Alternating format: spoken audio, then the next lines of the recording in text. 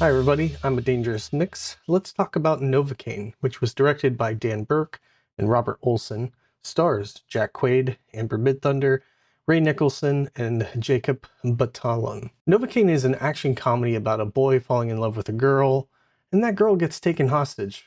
And then he takes it upon himself to get her back, and oh yeah, he can't feel anything, so that leads to some pretty brutal scenes.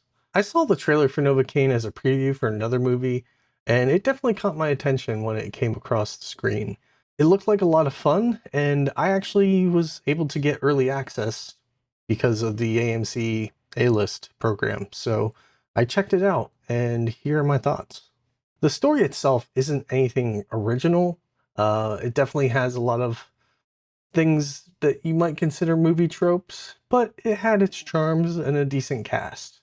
I really like Jack Quaid's work, and he didn't let me down here either.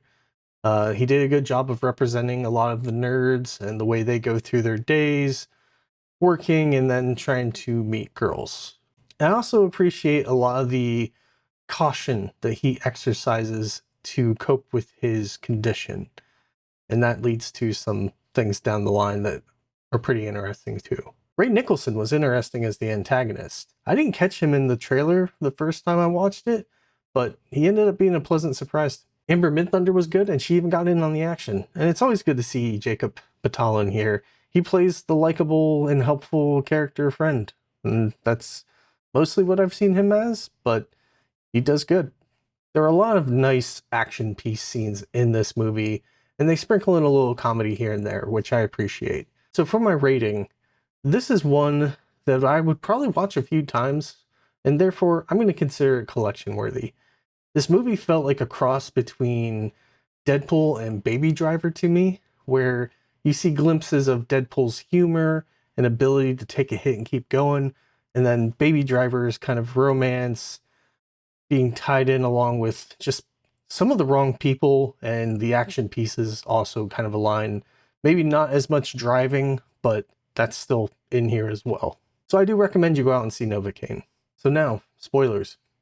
I'm going to talk a little bit about this because obviously Nate had a routine that he was accustomed to, and then this girl comes along, pulls him out of that, and gets him to try some new things. It's almost an extreme version of Will Ferrell's Stranger in Fiction.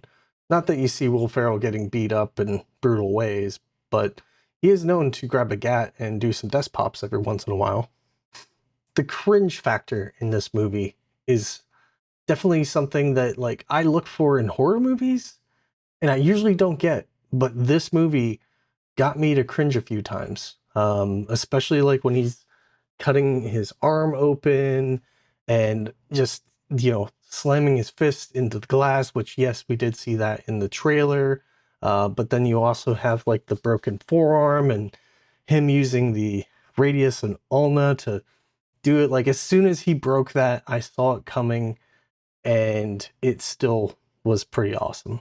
I also really appreciate kind of like the Home Alone tribute scene. That was very comical, especially with the guy trying to torture him and him not feeling pain and kind of playing it off as he's in so much pain. Oh no, worst pain ever. But yeah, that was pretty good.